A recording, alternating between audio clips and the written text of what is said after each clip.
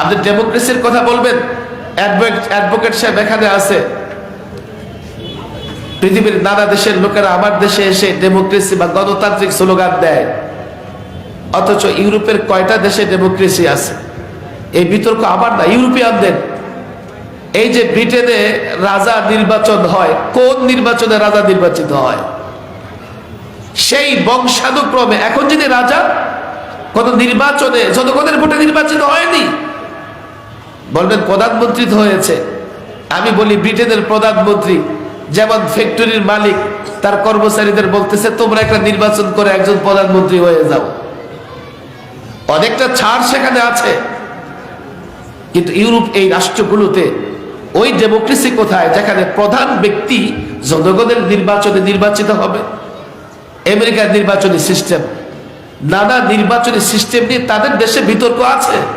হ্যাঁ, বিতর্ক হতে পারে, কিন্তু আমি যদি বাংলাদেশে তাদের সেই সিস্টেমগুলো নিয়ে বিতর্ক করি, আমি ইসলামকে ইস্টাবলিশ করবার চেষ্টা করি, তখন আমার বিরুদ্ধে আমার মুসলমান বাইরেই বলে যে আপনি একজন মৌলবাদী। আমি কম্পেয়ার করে দেখাতে পারবো। যতদিন আমরা ইসলাম মেনে রাষ্ট্র পরিচালনা করেছি, 100 বছর 200 বছর নয়। আমি তো বলি আপনাদের পকেটে অ্যান্ড্রয়েড ফোন আছে, এখন গিয়ে মিস্টার গুগলকে জিজ্ঞেস করেন, হ্যাঁ মুসলমান, তোমরা তোমাদের ইতিহাস ঐতিহ্য, তোমরা তোমাদের রাষ্ট্র পরিচালনার ইতিহাস স্মরণ করো।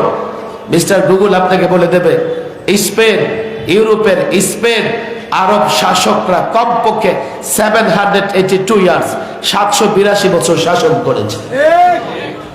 আজকে কথায় কথায় ভারতে মুসলমানদের যাচ্ছে তাই বলা হয়, অথচ নিকট ইতিহাসে একটা মাত্র বংশ, মোগল বংশ ভারত শাসন করেছে 400 বছর। 400 বছর। মাত্র 100 বছর আগে তুরস্কে ইসলামী খেলাফত ব্যবস্থা বিলুপ্ত হয়। এর আগে ওসমানী খেলাফত 1300 বছর ধরে, 1300 বছরের শেষ সময় পর্যন্ত ওসমানী খেলাফত প্রতিষ্ঠা ছিল। আমরা যখন পশ্চিমাদের ইজম মেনে রাষ্ট্র চালাই, তো হয় কি, তাদের ফর্মুলা মেনে রাষ্ট্র চালাবার কারণে তাদের গোলামি করা ছাড়া ক্ষমতায় থাকতে পারি না। এই বিষয়গুলো বুঝতে হবে। আজকে যখন পরিবর্তন হয়েছে, পরিবর্তনের পরে রাষ্ট্র সংস্কার করার ক্ষেত্রে আমার জোর দাবি ওলামাদের পক্ষ থেকে, আমার জোর দাবি মাদ্রাসা মসজিদের জিম্মাদারদের পক্ষ থেকে, আমার জোর দাবি ছাত্র জনতার পক্ষ থেকে, আমার জোর দাবি মুসল্লিদের পক্ষ থেকে, রাষ্ট্র সংস্কার করা যেন হয় ইসলাম দিয়ে। তাহলে মুসলমান রাষ্ট্রে শান্তি আসবে, না হলে শান্তি আসতে পারে না। আমি ছাত্রদের বলি একটু খেয়াল করে শোনো, ওয়াজ নয়, নিজেদের আগে তৈরি করো। হচ্ছে কি, আমরা পশ্চিমা এই ইজমের বিরোধিতা করলে আমাদেরকে নানাভাবে কটাক্ষ করা হচ্ছে। সংবিধান সংস্কার হচ্ছে, আমাকে ডাকা হয়েছে যে আমরা সংবিধান সংস্কার করব, আপনি প্রস্তাবনা পেশ করেন। আমি মৌলিকভাবে 5টা প্রস্তাবনা পেশ করেছি। আমার একটা প্রস্তাবনা ছিল এমন যে সর্বকালের সর্বশ্রেষ্ঠ মানব মহানবী হযরত মুহাম্মদ সাল্লাল্লাহু আলাইহি সাল্লামকে দিয়ে কটূক্তি করে, এটা সর্বোচ্চ অপরাধ বিবেচিত হবে। আমাকে সংবিধান বিশেষজ্ঞরা প্রশ্ন করলো, তাহলে আপনি কি ব্লাসফেমি আইন চান? ব্লাসফেমি আইন হচ্ছে ধর্ম অবমাননা আইন। ইউরোপের নানা দেশে ধর্ম অবমাননা রোধে আইন আছে, সে আইনকে বলে ব্লাসফেমি আইন। আমি বললাম আমি ব্লাসফেমি আইন চাই না। কেন চান না? এর আমি ভিন্ন ব্যাখ্যা ওখানে দিয়েছি। আপনাদের বলি কেন চাই না। আমি মনে করি আল্লাহ তাবারক ওয়া তাআলার মনোনীত একমাত্র ধর্ম হচ্ছে ইসলাম। এর দলিল আমাদের সবার কাছে আছে।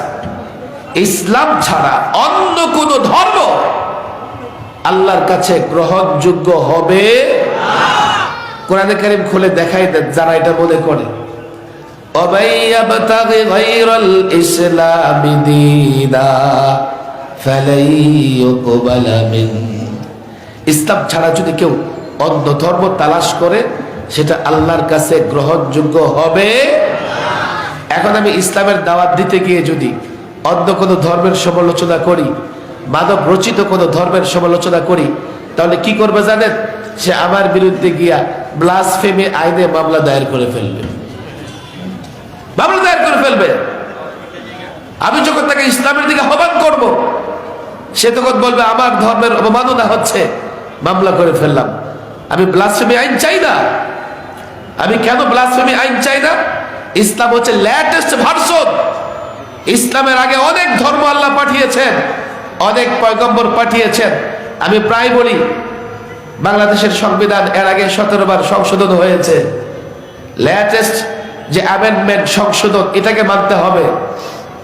বাস ভাড়া বাড়ে দিন দিন। আপনি বাসে উঠে বলতেছেন এই ভাড়া কত? 50। দেখ বেটা, গত বছর গেছে 40, 50 চার্জ কেন? সংবিধান সংশোধিত হতে হতে লাস্ট যে সংশোধনী, আপনাকে সেটা মানতে হবে। অনেক ধর্ম ছিল, কিন্তু আল্লাহ তাবারক ওয়া তাআলার সর্বশেষ ধর্ম হচ্ছে ইসলাম, সর্বশেষ পয়গম্বর হচ্ছে নবী মুহাম্মদ সাল্লাল্লাহু আলাইহি সাল্লাম। এখন এটাকেই মানতে হবে, এর বাইরে অন্যটাকে মানলে সেটা আল্লাহর কাছে গ্রহণযোগ্য হবে না। আমি বলছি ব্লাসফেমি আইন চাই না। তারা বলেন কেন চাই না? আমি তাদেরকে যে জবাব দিয়েছি যে পশ্চিমা বিশ্বে ব্লাসফেমি আইন নিয়ে বিতর্ক আছে। যদি আপনারা চান আমি দেখাতে পারি কতটা বিতর্ক আছে। যে বিতর্কের কারণে পশ্চিমা রাষ্ট্রগুলোতেও ব্লাসফেমি আইন কার্যকর নয়। যেমন আমার বাংলাদেশে অনেক অংশেই আইয়ুব খানের ফ্যামিলি প্ল্যানিং ল কার্যকর নয়। ফ্যামিলি প্ল্যানিং লতে সরাসরি কোরআনের সঙ্গে সাংঘর্ষিক কিছু বিষয় চলে এসছে। এই জন্য আদালতে বিচারকদের কাছে সেই মামলাগুলো গেলে লালবাগ মাদ্রাসার দারুল ইফতায় পাঠায় দেয় যে মুফতি সাহেবের মতামত দিয়ে আপনারা মীমাংসা করে ফেলেন। কোন আইনজীবী, মুসলিম আইনজীবী, মুসলিম বিচারপতি এমন কোন বিচারে হাত দিতে চায় না যা সরাসরি কোরআনের সঙ্গে সাংঘর্ষিক। তদ্রুপ ব্লাসফেমি আইন দিয়ে বিতর্ক আছে, তো তখন তারা মেনে দিয়েছে ঠিক আছে আমরা চেষ্টা করব এমন একটা কথা সংবিধানে যাতে থাকে যে মুসলমানদের নবী মুহাম্মদ সাল্লাল্লাহু আলাইহি ওয়াসাল্লাম তাকে দিয়ে কটূক্তি করলে সর্বোচ্চ অপরাধ বলে বিবেচ্য হবে। আমি এই কথাগুলো এই জন্যই বললাম, এই ইজবগুলো বাদ দিয়ে যদি বলবেন হুজুর আপনি এই কথাগুলো নতুন বলছেন, আমি নতুন বলছি না। 71-এ রাষ্ট্র স্বাধীন হয়েছে, 72-এ একটা সংবিধান পেয়েছি, আর সেই সংবিধানের মূল নীতিতে সেকুলারিজম চলে এসেছে, অথচ সেকুলারিজমের জন্য কেউ মুক্তিযুদ্ধ করে নাই। ঠিক আছে, এরপরে দেশের মানুষের মনের ভাষা বুঝেই 79-তে ৫ম সংশোধনীতে দুটো বিষয় নিয়ে আসা হয়েছিল সংবিধানে। ১, বিসমিল্লাহির রহমানির রহিম। ২, আল্লাহর উপর আস্থা এবং বিশ্বাস। এই দুইটা বিষয় নিয়ে এসে 32 বছর বাংলাদেশের সংবিধানে এই দুইটা বিষয় ছিল। 32 বছর ছিল, এর কারণে কারো কোনো ক্ষতি হয় নাই। 11তে পঞ্চদশ সংশোধনী করে সংবিধান থেকে এগুলো বাদ দিয়ে আবার 4টা ইজব দিয়ে আসছে। আমি যে কথা বলি, এই ইজবগুলো বাদ দিয়ে ইসলাম এখানে এনে যদি রাষ্ট্র সংস্কার করা হয়, তাহলে এই পরিবর্তনের পরে সত্যিকার অর্থেই রাষ্ট্রে শান্তি প্রতিষ্ঠিত হবে। এখানে অনেক প্রশ্ন আসে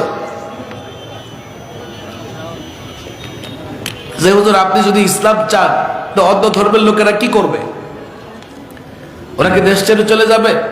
ওরাও যদি চায় যে ওদের ধর্ম দিয়ে রাষ্ট্র চালাতে, আমি বলি ভাইরে আপনারাই তো সংখ্যাগরিষ্ঠের মতামতকে গুরুত্ব দিয়ে থাকেন, তাহলে যে দেশে 90% মুসলমান যারা সংখ্যাগরিষ্ঠ তাদের কথার মতামত দেন। হুজুর তাহলে অন্য ধর্মের লোকেরা কি করবে? আমি বলি জাতীয় ফুল আছে না নাই? নাম কি আছে তো নাকি? আচ্ছা, এখন পদ্মা ফুল, রজনীগন্ধা, লাল গোলাপ, সাদা গোলাপ আছে না নাই? তারা রাগ করছে, তো রাগ করে বলছে কি শাপলারে জাতীয় ফুল বানাইছো, আমরা বাংলাদেশে গন্ধ ছড়াবো না। এমন হয়েছে নাকি? জাতীয় ফল কি? বলেন কি? রাজশাহীর আম কি করছে? রাগ করছে না? রাজশাহীর আম এখনো খাইতে পাইতেছেন। জাতীয় পাখি কাক পর্যন্ত রাগ করে নাই। কথা ঠিক না বেঠিক? কাকের যদিও বেসরো গলা, সেও বলে নাই যে বেটা ছোট্ট একটা পাখিরে জাতীয় পাখি বানাইছো, আমি আর তোর দেশে থাকুম না। বক্ত রাগ করছে, দেখতে সাদা, লম্বা গলা, যে আমি থাকতে দোয়েল হইল জাতীয় পাখি, চলান এদেশে থাকবোই না। এমন ঘটনা ঘটেছে? রাষ্ট্রভাষা কি? বলেন কি? রাষ্ট্রের কথা বলতে পারে, ভাষা দিয়ে কি হবে? আবার জাতীয় সঙ্গীত আছে, রাষ্ট্র মাঝে মধ্যে গান গায়। তাহলে রাষ্ট্রের ধর্ম ইসলাম আসলে এই প্রশ্নগুলা করা হয়, অন্য ধর্মের কি হবে? রাষ্ট্রের কি ইসলাম? রাষ্ট্রকে নামাজ রোজা পড়ে? এটা একটা ধর্মীয় মর্যাদা। সংখ্যাগরিষ্ঠ জনগণের ধর্ম রাষ্ট্রীয় ধর্ম হবে, এটা একটা মর্যাদা। তাদের হাজারটা প্রশ্ন, অনেক কথা, মূল জায়গায় যেটা আসে, আমি ছাত্র সমাজ, যুব সমাজকে বলি, আমি পেশাদারি ওয়াইজও নয় এবং আমি কোনো দলকানা মানুষও না। আমি যেটা চাই, জেনে বুঝেই খেলাফা প্রতিষ্ঠা করা। যেহেতু ইন্নী জাইলুন ফিল আরদি খলিফা, আল্লাহ আমাদের খলিফা বানিয়ে পাঠিয়েছেন, আল্লাহ প্রতিনিধিত্ব আমরা করি, আল্লাহর নির্দেশ আমরা বাস্তবায়ন করি। আমার মূল কাজ হচ্ছে এই জমিনে কি করে খেলাফত প্রতিষ্ঠা হবে, কোরআন সুন্নাহ প্রতিষ্ঠা হবে, সেজন্য কাজ করা। আমি কোন দলের বিরুদ্ধে নই, আমি কোন দলের বিরুদ্ধে অবস্থানও নিতে চাই না। আমি প্রত্যেকটা দলের লোকদের বলতে পারি, এই কাবরাগিচর হাফিজি হুজুর এখানে ছিলেন, হাফিজি হুজুরের মাদ্রাসা শেষ বয়সে, হাফিজি হুজুরের বয়স যখন 80, খেলাফত প্রতিষ্ঠার জন্য মাঠে নামলেন। সর্বপ্রথম যে কাজটা করলেন, তওবার রাজনীতির ডাক দিলেন, তওবা করো, তওবা করো। প্রচলিত তন্ত্র মন্ত্র দিয়ে রাষ্ট্র ব্যবস্থা পরিচালনা করলে তোমাদের শান্তি আসবে না। সব রাজনৈতিক দলের নেতাদের তওবার আহ্বান জানালেন। আমি হাফিজ হুজুর রাহিমাহুল্লাহ সুরে সুর মিলায়া, আল্লামা মুফতি আমিন রাহিমাহুল্লাহ চিন্তা চেতনাকে ধারণ করে আমি জনতাকে আহ্বান জানাই, আমি দেশের মানুষকে আহ্বান জানাই। অনেক দল করেছো, অনেক ইজব মেনেছো, অনেক তন্ত্র মন্ত্র তোমরা ফলো করেছো, সব তন্ত্র মন্ত্র ফেল। আমি তো পরিষ্কার বলি, তালেবানদের বিজয়ের পরে পশ্চিমাদের শক্তি দুলিশাত হয়ে গেছে। সিরিয়াতে ইসলামপন্থীদের বিজয়ের পরে ইসলামপন্থীদের ষড়যন্ত্রের শেষ আমরা দেখতে পাচ্ছি। জানো, এই তন্ত্র মন্ত্রগুলো সামান্য কয়েকদিন আগে, এর আগে এইসব তন্ত্র মন্ত্র ছিল না। কাল এই তন্ত্র মন্ত্র থাকবে না, কিন্তু জনগণ তাদের সমস্যাগুলোর সমাধান পাচ্ছে না।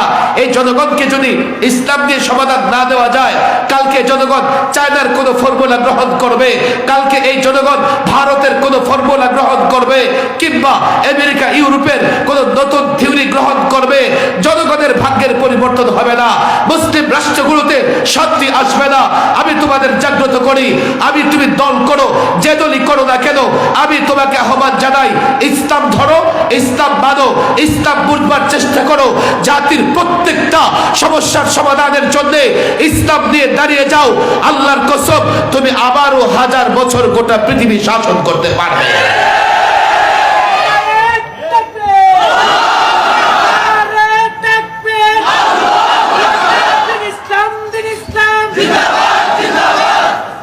কেন আমরা ইসলাম মানব না? আমি তো বুঝি না। তুমি ন্যায় বিচার চাও, ইসলামকে সামনে রাখো। ইসলাম ন্যায় বিচারের যে মডেল দিয়েছে, দু চারটা চুরি করে এদিক সেদিক করে, বড় অবাক করা বিষয়। আমাদের এখানে অ্যাডভোকেট সাহেব আছেন, আমি এখন আইন বা বিচার নিয়ে লম্বা কথা বলবো না, ওনারও একটা ব্যক্তিগত মত থাকতে পারে, উনি পড়াশোনা করেছেন। আমিও ইসলামিক ল নিয়ে লম্বা সময় পড়াশোনা করেছি, পড়াশোনা করিয়েছি।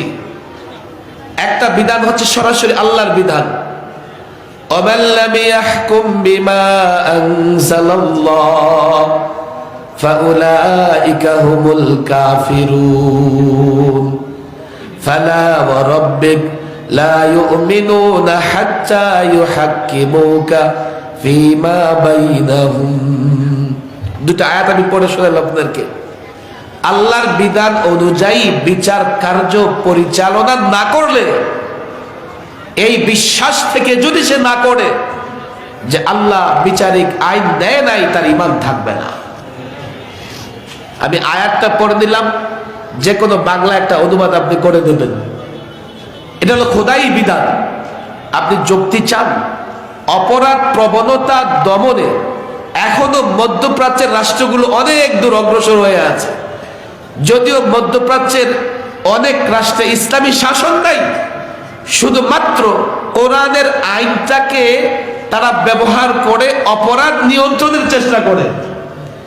এই জন্য এখনো মধ্যপ্রাচ্যের অনেক রাষ্ট্রে অপরাধ কম সংগঠিত হয়, মানুষের ভেতরে অপরাধ প্রবণতা কম। আমি এটা একটা বাস্তব কথা বললাম। এছাড়া প্রত্যেকটা আইন, ইসলামের প্রত্যেকটা আইন যদি একদিকে রাখা হয়, আমার বিশ্বাস আপনারা বুঝে যাবেন যে ইসলামী আইন আমাদের জন্য কতটা নিয়ামত। আমরা জাতিকে বুঝাতে পারছি না বলে আমি লম্বা সময় সরকারি মেহমান ছিলাম। আমার দিকে তাকান আপনারা। এই জেলখানায় আমার নিজের দুঃখের চাইতে অন্যদের দুঃখগুলো বেশি ফিল করছি। এ ঢাকার পাশে নরসিংদী, ওখানকার এক যুবক সন্ধ্যার পরে আইসা আমার এই যে গেটে লকআপের সামনে দাঁড়ায় কাঁদতে থাকতো। কিরে কান্না করো কেন? হুজুর মার্ডার তো করে ফেলছি, এখন তো ফাঁসি হবে। আমি হ্যাঁ হয়তো হবে। হুজুর কোন রাস্তা নাই বের হওয়ার? আমি কেন রাস্তা খুঁজতেছো কেন? আমার একটা মেয়ে আছে হুজুর, বয়স 15। রাতে যখন মাথা বালিশে রাখি আমার ঘুম হয় না। আমার এই মেয়ের ইজ্জত কেউ হেফাজত করবে? কে হেফাজত করবে? আমার স্ত্রী আমি যতক্ষণ ছিলাম মর্যাদাপূর্ণ অবস্থানে ছিল। আমি গ্রেফতার হয়ে গেছি, এখন সে অন্যের বাড়িতে কাজ করে খায়। আমি তার এই বিষয়টা চিন্তা করে সে বলে, আমি হুজুর পেশাদার খুনি না। ঝগড়া করতে করতে এক পর্যায়ে ব্যাট দিয়ে মাথায় বাড়ি দিয়েছে, মরে গেছে। আমি বললাম, দেখো প্রচলিত আইনে তোমার কোনো সুযোগ সুবিধা আছে আমি জানি না, তবে ইসলামী আইন থাকলে তোমার বড় সুযোগ সুবিধা ছিল। বলে কেমনে হুজুর? আমি বললাম, ইসলামী আইনে হত্যাকারী হলেই তার কল্লা উড়াই দেয় না, তার ফাঁসি দেয় না। আগে দেখে ইচ্ছাকৃত হত্যা করছে না ভুলক্রমে হত্যা করছে। যদি ইচ্ছাকৃত হত্যা করে থাকে তখন তার কেসাস আসবে, তারপরও কেসাস আসবে না যদি মাকতুলের ওয়ারিস যারা, উত্তরাধিকার যারা, একজন ক্ষমা করে দেয়, তার আর হত্যাকাণ্ড, এই হত্যাকাণ্ডের বিচার কেসাস আসবে না। তখন কি আসবে? দিয়ত, জরিমানা। আপনি বলবেন এই হত্যাকারী যদি টাকা পয়সা না থাকে জরিমানা কোত্থেকে দেবে? কোত্থেকে দেবে? তাকে মুক্ত করে দিয়ে আদালত বলে দেবে মাসে এত টাকা কামাইবা, এত টাকা দিবা, আর এত টাকা নিজের সংসার চালাইবা। আমি জেলখানায় বসে যখন শরিয়া আইনের কথা চিন্তা করলাম, আমি দেখলাম শরিয়া আইন কাতেলের উপরেও, হত্যাকারীর উপরেও দয়া করেছে, যে মাকতুল তার উপরেও দয়া করেছে। হত্যাকারীর উপরে কেমনে দয়া করেছে?